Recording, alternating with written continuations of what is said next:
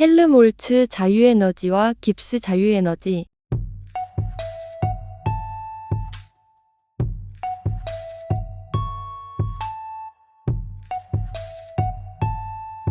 헬름홀츠 자유에너지 A 또는 F와 깁스 자유에너지 G는 모두 개가 외부로 할 수 있는 유용한 에너지 자유에너지를 나타내지만 실험적 환경이나 조건에 따라 선택해서 사용합니다. 두 자유에너지는 모두 온도 T와 엔트로피 S의 영향을 받지만 이에 기반이 되는 에너지 상태는 다릅니다. 헬름홀츠의 기반 에너지는 내부 에너지 U입니다. 부피가 꽉 막혀 부피가 일정한 등적의 강철통 안에서는 기체가 아무리 팽창하고 싶어도 부피를 늘릴 수 없습니다. 즉, 부피를 유지하기 위해 에너지를 쓸 필요가 없습니다. 그러므로 개가 가진 순수한 내부 에너지 U에서만 무질서도 TS를 빼서 반응의 자발성을 따집니다. 깁스의 기반 에너지는 엔탈피 H입니다. 우리가 사는 등압인 대기압 환경에서는 물질이 변할 때 부피도 같이 변합니다. 이때 개는 대기압을 밀어내며 자리를 차지하기 위한 에너지인 PV를 추가로 갖고 있어야 합니다.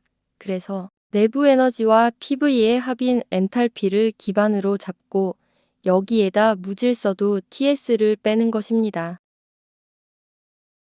헬름홀츠 자유에너지와 깁스 자유에너지는 모두 한 번의 반응이 일어나는 동안에는 등온으로서 온도가 일정해야 하지만 어느 온도에서 자발적인가를 비교하기 위해서는 서로 다른 온도 조건을 설정해야 합니다.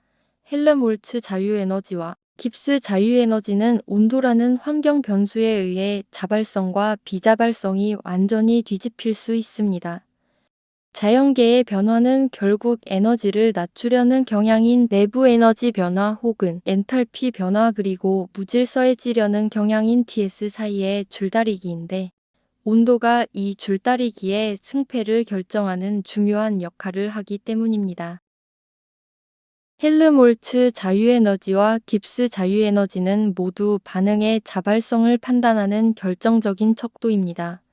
개가 가진 에너지와 무질서도 간의 관계에서 에너지를 낮추려는 경향인 내부 에너지 변화 혹은 엔탈피 변화가 더 크다면 자유에너지는 양수가 되므로 반응은 에너지가 필요한 비자발적이 됩니다.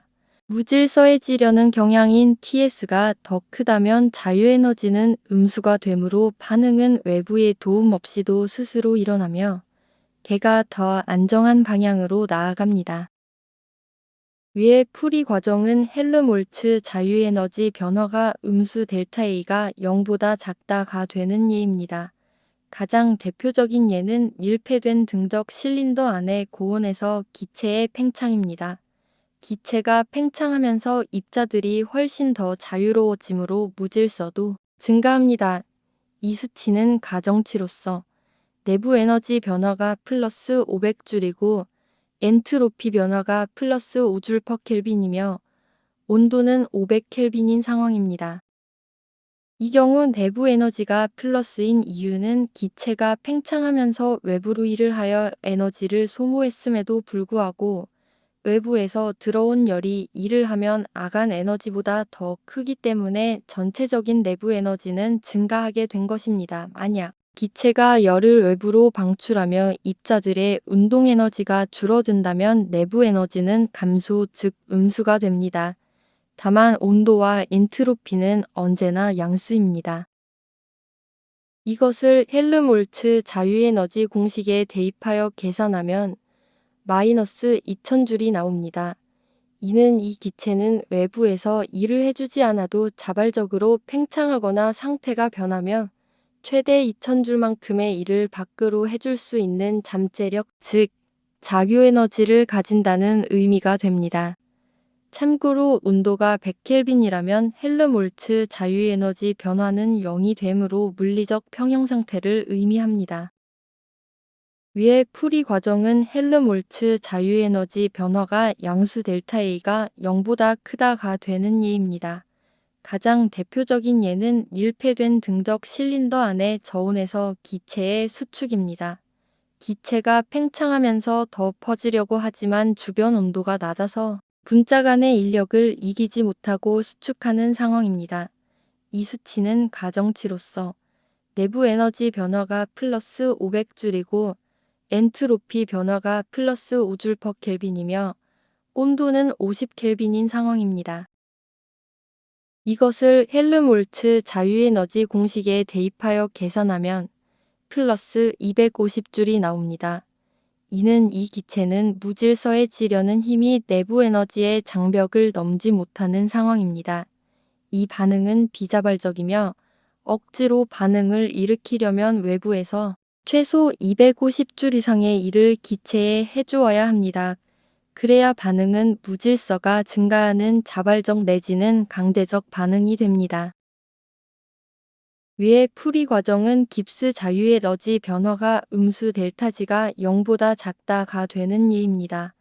가장 대표적인 예는 상온에서 얼음이 녹아 물이 되는 과정입니다. 얼음이 물이 되기 위한 엔탈피 에너지와 엔트로피의 변화는 다음과 같습니다. 엔탈피는 플러스 6010줄/몰입니다.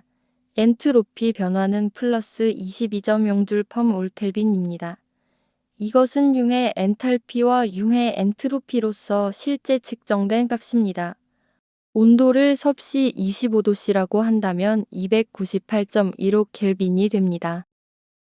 이 경우 엔탈피가 플러스인 이유는 얼음이 물이 되는 과정은 주변의 열을 흡수해야만 하기 때문입니다. 얼음은 열을 흡수함으로 엔탈피는 증가하여 양수가 됩니다. 만약 물이 얼음이 되는 경우는 주변에 열을 방출함으로 엔탈피는 감소하여 음수가 됩니다. 다만 온도와 엔트로피는 언제나 양수입니다. 엔탈피가 음수라면 깁스 자유 에너지도 음수일 확률이 높습니다. 이것을 깁스 자유 에너지 공식에 대입하여 계산하면 마이너스 549.3줄/몰이 나옵니다. 계산된 값이 음수가 나왔다는 의미는 무질서에 찌려는 에너지인 Ts가 결합을 유지하려는 에너지인 엔탈피보다 더 크다는 의미입니다. 이 반응은 자발적 반응이며 외부에서 에너지를 계속 공급하지 않아도 25도씨에 둔 얼음은 스스로 녹아 물이 됩니다. 이는 전체 자유에너지의 감소로써 시스템의 가용 에너지가 549.3줄/몰만큼 줄어들면서 더 안정한 상태인 물로 변한 것입니다. 위의 풀이 과정은 깁스 자유에너지 변화가 양수 델타지가 0보다 크다가 되는 예입니다. 가장 대표적인 예는 영하에서 얼음이 녹아 물이 되는 과정입니다. 얼음이 물이 되기 위한 엔탈피 에너지와 엔트로피의 변화는 다음과 같습니다. 엔탈피는 플러스 6010줄/몰입니다. 엔트로피 변화는 플러스 22.0줄/몰켈빈입니다. 이것은 융의 엔탈피와 융의 엔트로피로서 실제 측정된 값입니다. 온도를 영하 10도씨라고 한다면 263.15켈빈이 됩니다. 이것을 깁스 자유에너지 공식에 대입하여 계산하면 플러스 220.7줄/몰이 나옵니다. 계산된 값이 양수가 나왔다는 의미는 결합을 유지하려는 힘인 엔탈피가 온도로 인해 무질서해지려는 에너지인 Ts보다 더 강하다는 의미입니다. 이 반응은 비자발적 반응이며 영하 10도에서는 얼음이 스스로 녹지 않습니다. 이 반응을 억지로 일으키려면 외부에서 최소한 220.7줄/몰 이상의 에너지를 공급해 주어야 합니다. 그러므로 시스템의 자유에너지가 처음보다 높아지는 방향이므로 자연은 이러한 변화를 거부하고 원래의 낮은 자유에너지 상태인 얼음을 유지하려고 합니다. 여기서 깁스 자유에너지의 양수와 음수의 기준은 온도가 0도씨인 273.15켈빈이며 이때는 자유에너지 변화가 0입니다. 온도가 0도씨보다 높을 때에는 물의 자유에너지가 얼음의 자유에너지보다 작아지기 때문에 그 차이만큼 음수가 됩니다. 이 깁스 자유에너지 그래프는 반응이 자발적인지 비자발적인지 보여줍니다. 온도와 압력이 일정한 경우 평형 상태에서 자유 에너지가 낮아지는 즉, G가 0보다 작은 경우 정반응이 자발적이며 주로 발열 반응입니다. 평형 상태에서 자유 에너지가 높아지는 즉, G가 0보다 큰 경우 정반응이 비자발적이며 주로 흡열 반응입니다. 이들의 최종적인 자발성은 엔트로피와 온도에 의해 결정됩니다. 그러므로 온도가 높아지면 에너지적으로 손해인 얼음이 녹아 물이 되는 흡열 반응도 자발적인 반응이 됩니다.